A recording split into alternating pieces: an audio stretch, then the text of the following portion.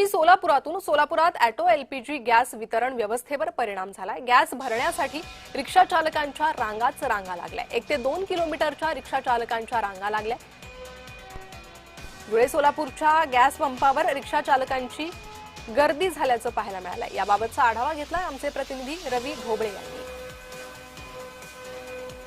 आखाती देशातील युद्धजन्य परिस्थितीचा सोलापुरातील रिक्षा चालकांना थेट फटका बसतानाचं चित्र आपल्याला पाहायला मिळतंय। मी सध्या उभा आहे सोलापुरातील धुळे सोलापूर या परिसरातील गो गॅस या एलपीजी पंपावरती आहे। आपण काही रिक्षा चालकांकडून जाणून घेऊया। काय सांगाल, कधी थांबलाय लाईनला, काय परिस्थिती? 1-1.5 तास झालं।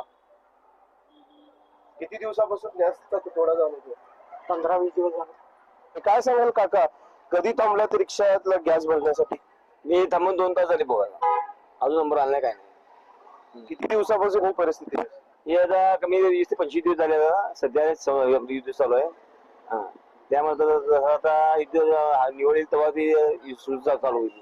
गॅस दर काय वाढलेत का? गॅसचे दर वाढलेत की एलपीजी गॅसचे दर वाढलेत। आपण पाहू शकता जागतिक पातळीवर युद्धाचा थेट परिणाम जो आहे तो सोलापूरच्या रिक्षा चालकांना बसत आहे। अर्धा दिवस गॅस भरण्यासाठी रांग लावावी लागते आणि उरलेला अर्धा दिवस आहे तो रोजचा व्यवसाय करण्यासाठी जातो। अशी परिस्थिती सध्या रिक्षा चालकाची झाल्याचं चित्र आपल्याला पाहायला मिळतं। रवी ढोबळे, जय महाराष्ट्र न्यूज, सोलापूर।